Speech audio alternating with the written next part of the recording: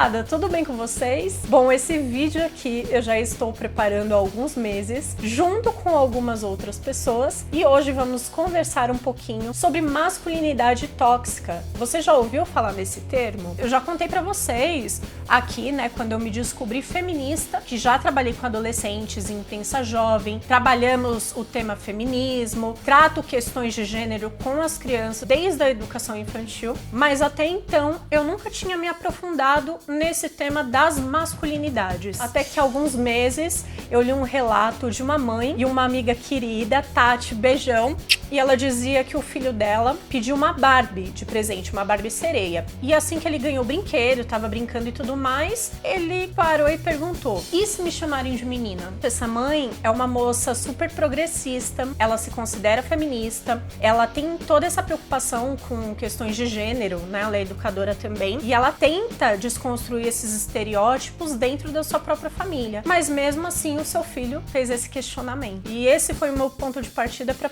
começar a estudar. Foi com esse conflito, afinal esse menino também é meu aluno, que me gerou um interesse pelo tema. Aí eu lembrei também que uma outra amiga querida, a Kati, beijão Kati, me deu uma dica de um documentário que está disponível no Netflix, se chama The Mask You Living. É um documentário maravilhoso, acho que todo mundo deveria assistir, tanto homens como mulheres, que trata a respeito do tema de masculinidade tóxica. Eu assisti e comecei a consumir materiais. Procurei por vídeos na internet, procurei por artigos, inclusive eu vou deixar as dicas aqui na descrição, então assim que você terminar de assistir esse vídeo, não deixe de conferir. E aí a Jéssica, também uma querida que eu conheci recentemente, ela me deu a dica desse livro aqui. Se chama Diálogos Contemporâneos sobre Homens Negros e Masculinidades. Assim como existem diferentes vertentes do feminismo, por isso que chamamos de feminismos, existem também diferentes masculinidades. Eu não sabia até ler esse livro. E esse aqui pensa na perspectiva do homem preto. Esse livro é maravilhoso, já fiz diversas marcações aqui, inclusive, e eles chamam de diálogos porque são vários autores que escreveram sobre os diferentes tipos de masculinidades. Então tem a masculinidade preta trans, masculinidade preta dos gays. Eles contam um pouquinho a respeito de um projeto onde homens pretos se reúnem para conversar a respeito de masculinidade. Essa masculinidade que a gente chama de tóxica, que veio, na verdade, do homem branco e impuseram para o homem negro desde o tempo da colonização. Fala inclusive da saúde do homem preto. É um livro muito interessante, muito necessário. Indico a leitura a todos e todas. Pensando nessa perspectiva do diálogo mesmo, convidei algumas pessoas queridas, pessoas que eu já considero como amigos e amigas, para conversar um pouquinho sobre o tema. Mas antes de a gente iniciar nossos diálogos, não esqueçam de já deixar a sua curtida aqui no vídeo, porque assim vai me estimular a produzir mais vídeos nesse formato. Combinado? Então vamos começar. E aí, Fefusco, oi pessoal do canal, tudo bem? A Fefusco me convidou para falar um pouco sobre a minha experiência com masculinidade tóxica. A princípio, né, quando eu engravidei, quando eu aceitei que estava grávida, né, eu decretei a mim mesma e todas as pessoas que estavam em volta que eram meninas. Quando eu pensava sobre isso e dizia para as pessoas, é porque para mim sempre foi muito mais fácil, sempre seria muito mais fácil se eu criasse um menino e ensinasse ele como respeitar uma garota. Só que conforme ele foi crescendo, eu já comecei a notar algumas coisas que acabei percebendo que também não é tão simples assim criar um menino por conta de muitos padrões comportamentais que as pessoas exigem de um menino. Eu brincava de boneca com as minhas amigas aqui da rua e nem sempre era usando o meu boneco, os meus bonecos. E isso era muito mal visto pelas outras pessoas, pelos pais dessas meninas ou pelos meus pais ou qualquer pessoa que estava passando. A gente não podia brincar com o Ken, a gente tinha que brincar com o Max Steel. Só tinha o direito de brincar com as meninas, com as bonecas que elas estavam brincando, caso eu usasse um brinquedo que fosse considerado de menino. Eu quis dar pra ele uma cozinha, daquelas cozinhas de plástico. E eu enfrentei dificuldade com isso com a minha mãe, inclusive. Que minha mãe é do movimento feminista, ela sempre foi muito ligada às questões da mulher e tudo mais. E ela mesma foi uma que falou pra mim: nossa, mas você vai dar uma cozinha pra ele? Você tem certeza que isso vai ser legal? Que, sei lá, ele vai ser julgado? E eu, tipo, na minha cabeça é assim, ele tem que cozinhar, né? E ele tem que entender desde pequeno que essa não é uma tarefa apenas feminina. Afinal, um menino, quando ele cresce, ele vai ser pai, então ele também tem que aprender, ele vai casar, ele também tem que aprender a cuidar da casa, ele também tem que aprender a fazer comida. As meninas, né, a gente sempre tem essa brincadeira de ter que cuidar de uma boneca, a gente sempre recebe uma boneca, eu dar um boneco pra ele e ele tem que ter a responsabilidade de cuidar desse boneco, assim como as meninas. E também fui muito reprimida pelos meus amigos, pela minha família, por isso, porque me falaram, pô, mas sei lá, o menino vai ficar meio afeminado porque eu tô criando nele a responsabilidade de quando ele tiver um filho, ele também é responsável. Ele também tem que trocar fralda, ele também tem que dar comida. Na creche do Fernando, ele tem uma amiga que é muito amiga dele. A gente tava numa festa junina, a menina ganha um caderno de colorir e aí ele pede pra ir desenhar com ela, mas só que o caderno de colorir era um caderno de princesa. E ele vai desenhar com ela acaba falando assim, não, Fernando, você não pode desenhar porque isso é de princesa e só a menina pode pintar. Aí ele, não, mas eu quero desenhar, tal. Aí ele me chama, fala que ele quer desenhar e que ela não quer deixar. E ela repete novamente isso. Aí a mãe dela pega e fala assim, não, filha, ele pode desenhar porque isso é um desenho e não é só porque é de princesa, menino não pode desenhar. Menino pode desenhar sim, não tem problema nenhum, porque isso é apenas um desenho. Aí ela meio que não gosta muito, mas ele acaba pintando ali com ela acaba deixando. E o que eu acho interessante do que tem acontecido com meu filho é que assim, ele faz com tudo, né? Até os carrinhos dele, ele cuida como um bebê, sabe? Ele fala, meu carrinho precisa comer. Ele vai comer, ele põe o carrinho do lado e dá comidinha pro carrinho, e ele dá banho no carrinho, escova o leite do carrinho. Mas ainda é muito isso. Homem brinca de carrinho, menina brinca de Barbie, brinca de boneca. Homem se vestir rosa é viado, sabe? Homem que é um pouco mais sentimental, mais emocional, assim, é viadinho. Bom, então se estende pra muita coisa. Os meninos, os homens acabam sendo obrigados a performar toda essa masculinidade, e se eles saem da curva, eles podem sofrer bullying, não são aceitos pelas suas famílias, ou acontecem coisas muito piores, né? Na minha adolescência e pré-adolescência eu comecei a ter cabelo grande e isso passou a ser um problema pra mim. Ele ia até mais ou menos a metade das minhas costas, então é um cabelo bem grande mesmo, e eu vi muita gracinha por conta disso. Inclusive, tinha um grupo de garotos na minha sala de aula que eram assim, muito obstinados em fazer com que eu cortasse meu cabelo, em fazer com que o meu cabelo ficasse estragado, e por conta disso eu seria obrigado a cortar meu cabelo. Inclusive, uma vez aconteceu mesmo, um garoto jogou um chiclete no meu cabelo, eu tive que cortar meu cabelo mesmo, porque prendeu de uma forma que ninguém conseguiu soltar. É aquela coisa de as pessoas falarem pra mim, você devia cortar o cabelo, homem fica legal de cabelo curto, você parece uma menina. Nunca dei muita atenção, pra mim, na verdade, só me incentivou mais a manter o cabelo comprido. Também passei pela situação do cabelo comprido. Eu sempre gostei, eu acho o cabelo dele lindo, e eu decidi que só vou cortar quando ele quiser cortar. E eu vejo que as pessoas sabem lidar com um menino de cabelo comprido, uma criança que seja um menino de cabelo comprido, sabe? Na escola eu vejo que às vezes a professora não sabe lidar e eu fico tipo, é alguém de cabelo comprido. Se a menina tira a xuxinha dela, não tá com o cabelo bagunçado, você vai fazer o quê? Você vai aprender. Mas quando é um menino, quando é ele, as pessoas ficam meio medo de fazer um coque. Só que eu não vejo como um problema. Não acho que cabelo comprido é uma coisa específica da mulher. E eu tenho meus dias de amor e ódio com o meu cabelo, mas eu prefiro manter ele assim, porque é mais prático e eu acho mais bonito. E ele gosta muito de dançar. E eu perguntei pra ele se ele queria fazer aula de balé, e ele falou que não, porque balé era coisa de menina. Aí eu sentei e conversei com ele, falei, não, balé não é coisa de menina, balé é uma dança que qualquer pessoa pode fazer, tanto menina quanto menino. Mas os meus amiguinhos vão falar que eu sou menina. Não, você tá fazendo porque você gosta de dançar. Não tem problema nenhum você fazer balé. Aí ele pegou até e falou assim, mas eu vou ter que usar aquela saia rosa? Aí eu falei, não, o menino no balé, ele usa uma outra roupa, ele não usa a saia rosa. Confundem muito o gênero dele, eu acho que isso é aceitável, assim. Até porque ele é uma criança e geralmente as crianças têm mesmo, né, essa questão de, às vezes a gente não identifica muito bem o gênero, até porque é pra gente perceber como o gênero é uma coisa extremamente subjetiva, né? Mas eu percebi em mim esse problema de, às vezes, eu ficar meio incomodada quando as pessoas chamam ele de ela. Até eu começar a pensar e falar, gente, que bobagem, né? A gente não fica toda hora puxando o assunto, mas quando vem um questionamento por parte deles, a gente acaba assentando, conversando, explicando o que é, sem problema algum. Eu sempre fui chamado de gay por causa disso, ou de mulher, de menina. Isso nunca me incomodou, mas uma parte das vezes eu me via obrigado a reagir violentamente por conta disso. E essa hipermasculinidade, como também a chamada masculinidade tóxica, ela mata tanto aqueles que saem da curva, como também é responsável pela violência doméstica, pela homofobia, pelo feminicídio e pela cultura do estupro. De uns anos pra cá, lá em 2016, eu comecei a trabalhar como videomaker em algumas festas e a frequentar essas festas, né? Porque eu trabalhava, fiz amizade, comecei a frequentar.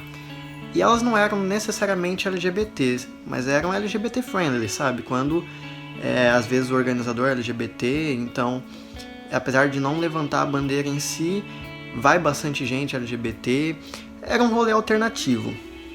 E com isso, cara, eu nunca escondi dos meus amigos, da minha família, nem nada. Só que, por causa disso, eu comecei a ouvir muita crítica, sabe? Aquela zoeirinha lá, tipo, o Cris virou, tá frequentando esses rolês. Muita gente duvidando da minha sexualidade por causa que eu frequentava esses rolês, sabe? Quando alguém zoa você, alguém fala de você, chama você de gay, alguma coisa do gênero, você ouve também um vai deixar? E aí? Vai deixar? E você não pode deixar. Então, assim, algumas vezes eu me vi obrigado a entrar em briga e acabei entrando em brigas muito feias, exclusivamente por conta da minha masculinidade. Eu pretendo criar meu filho cada vez mais numa liberdade nesse sentido, sabe? Pra gente, como a gente ter sempre essa conversa sobre questões de gênero, ele fazer sim as tarefas que são, tipo, teoricamente designadas para mulheres, né? Meu pai, ele era super conservadorzão nessa questão, né? Ele trabalhou a vida inteira e aí ele teve sempre essa cabeça antiga, né? De que a mulher tinha que cuidar dos filhos e cuidar da casa. E ele queria que os filhos herdassem os negócios e trabalhassem com ele, seguisse o caminho dele. Foi a partir dessas coisas que a gente viu que... Eu vi que pelo menos não era o que eu queria. Talvez foi o momento em que essa ideia de família nuclear pra mim começou a desabar. Aqui em casa eles têm um pouco disso, né, dessa questão da desconstrução da masculinidade no dia a dia. Enfim, né, do casamento e desse companheirismo, a gente acaba dividindo aqui as tarefas e é minha responsabilidade aqui nessa divisão cuidar da casa. Então eu lavo a louça, eu varro o chão, passo o pano, lavando o banheiro, cuidando da casa da forma geral, fazendo os afazeres domésticos que em outros momentos seriam julgados e ditos que eram para as mulheres serem feitas, e eu acabo fazendo, então eles acabam vendo isso, essa relação de que o homem, nem tudo é a mulher que faz, e o homem tem que fazer, mas quando eles crescerem, eles veem essa relação entre homem e mulher dentro de um casamento como companheirismo, eles vão entender, eles têm que conversar, tem que haver um diálogo, tem que haver um respeito, você também tem que cuidar, não por ser sua obrigação, mas por um dever, por você estar junto. Mas eu preferi me arriscar fazendo as coisas que eu gostava, sempre pensei em fazer cursos das coisas que eu achava legal, que nunca foi aquilo que dá dinheiro, né? Então hoje, por exemplo, a minha esposa ganha mais que eu, não vejo problema nisso. Ajudo sempre no que posso em relação financeira. Em casa mesmo, eu prefiro muito mais cuidar da cozinha. E a divisão mesmo é sempre no justo, não é na questão do eu faço porque eu sou homem, você faz porque você é mulher, porque isso na verdade pra mim não faz o menor sentido. Pra realidade de hoje, de 2020, sabe? Esse tipo de pensamento não cabe mais. Mesmo eu tendo uma cabeça bem desconstruída, eu tô passível de ser machista. Com certeza tem muita coisa que eu devo ser machista e ainda não aprendi que é machismo. E isso serve para outras lutas também, né? Tem 4 anos ainda, é muito novo pra gente poder ver os efeitos desse tipo de criação. Mas eu acho que é necessário que a gente ensine os nossos filhos que cuidar de um filho é responsabilidade do homem também, cozinhar é responsabilidade do homem também, sabe? Tirar aquela coisa de o que é designado para uma mulher e o que é designado para um homem. Isso é muito perigoso, né? Porque isso gera pessoas muito frustradas. O cara não arranja emprego, ele se mata. O cara não consegue se dar bem na carreira, ele é um fracassado. A família exige muito do cara.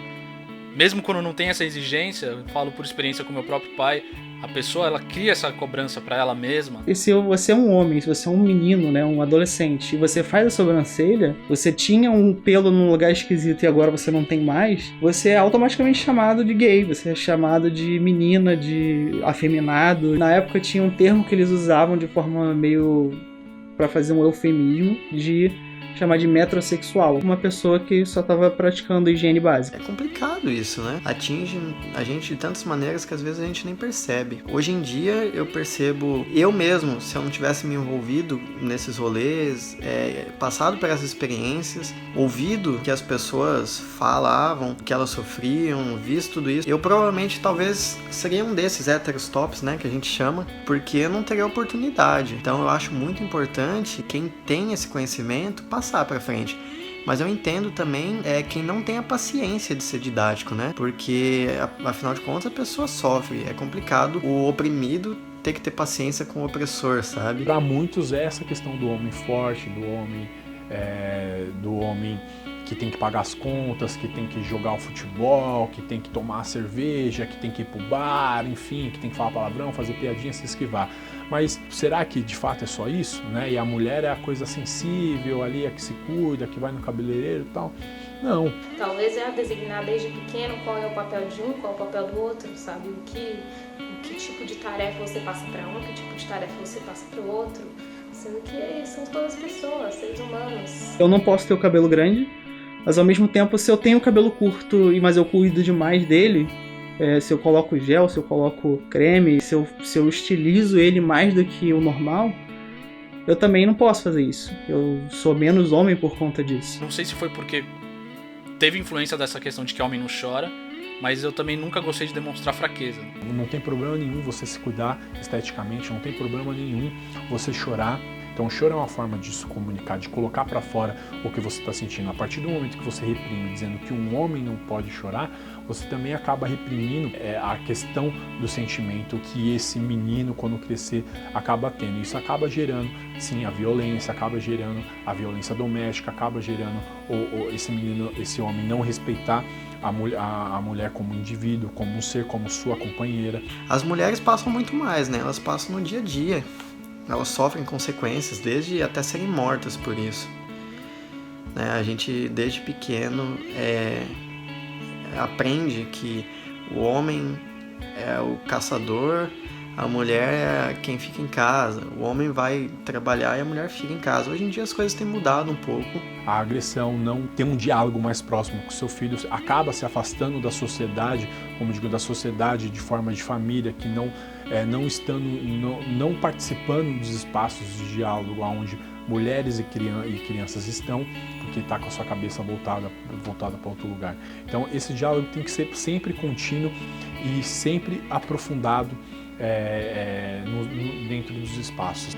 Inclusive, seria importante isso partir de forma institucional, né, do próprio governo, mas em 2020 isso está um pouco difícil. Mas é isso, é conscientizar, usar nossa ferramenta, as nossas mídias para falar. O pessoal fala que estamos num momento chato, que militância é chata, mas é chato para você que tem o privilégio de não passar por essas coisas, né? A própria sociedade vai fazendo que o homem com a mulher venham se colocando em seus lugares separadamente. E essa geração de pais, né, que tem a minha idade, que vem agora abrindo esse diálogo, desconstruindo essa masculinidade, principalmente essa masculinidade, vai fazer com que os nossos filhos futuramente tenham um diálogo ainda muito mais aberto e seja aprofundada essa desconstrução da masculinidade, porque eu me lembro de ouvir, por exemplo, meu pai falando pro meu irmão quando ele era pequeno, coisas do tipo, se você apanhar na rua, você vai apanhar de novo em casa, sabe? Ele tem que ser homem, ele tem que conseguir brigar, ele tem que ter força pra bater em outra pessoa na rua, sabe? O que aconteceu, um evento bastante isolado, na verdade, é que quando eu tinha mais ou menos ali uns meus 13 anos para 15, mais ou menos nessa época, eu participei de uma banda, porque eu fazia uma aula de guitarra, uma aula que acontecia em diversos instrumentos, cada um pegava o instrumento que se sentia mais à vontade, e tinha um grupo que se destacava, e ele virou uma banda, e essa banda tinha um garoto que era mais velho, uns 2 garotos que eram mais velhos, e em certo momento eles me ameaçaram, falaram que para eu fazer parte da banda, para eu ser visto com eles, andando com eles por conta da banda, eu tinha que usar drogas, fumar cigarro e beber álcool e usar drogas mesmo, usar maconha, e que se eu não fizesse isso eu não ia ser homem, eu não era homem o suficiente para usar drogas. E um deles inclusive chegou a pegar uma faca e falar que se eu não fizesse essas coisas ele ia cortar fora. Não tinha necessidade de eu ter ele se eu não fizesse essas coisas. E eu parei de participar dessa banda e dessa aula por conta desse fato. Sobre essa questão de emasculação do homem social, não, do homem japonês, isso é da vida inteira, né? Nunca é um caso específico, foi uma vez só que aconteceu. Isso é sempre porque a piadinha de que japonês tem pinto pequeno, de que o japonês só serve pra estudar, vai ter sempre um asiático que vai ser melhor do que você em alguma coisa. Então esse tipo de preconceito, nessa questão de emasculação também do pinto do japonês, né, que é sempre uma coisa, tá presente na vida, acredito que de muitos asiáticos, porque a gente já é visto como insuficiente nessa questão. Eu já sofri com isso a vida inteira. Não lembro de casos específicos, olha aquele cara lá, porque isso é tão normal, já virou carne de vaca. É preocupante como as pessoas são preocupadas com o que tem dentro das calças de outra pessoa. Como elas querem impor sexualidade para as crianças, sabe? E sempre diferenciá-las em gêneros. Eu sou hétero, eu sou gay, só por ir nesses eventos, muita piadinha. Ainda bem que eu tenho muitos amigos desconstruídos, mas sempre tem aquela rodinha de amigo que a gente chama de hétero top, né? Que é justamente quem faz essas piadas. Adoravam em grupo, ou assim, sempre, sabe, tirar um pouco de sarro, qualquer piadinha assim de cunho homofóbico já vai pra mim. E pior do que isso, na verdade, eu comecei a sofrer homofobia dentro da minha casa, de certa forma. Começou com aquele tipo, não tenho nada contra gay, mas não queria na minha casa. Até, tipo, na hora ali da raiva de tá brigando, falar alguma coisa ofensiva usando da homofobia, né?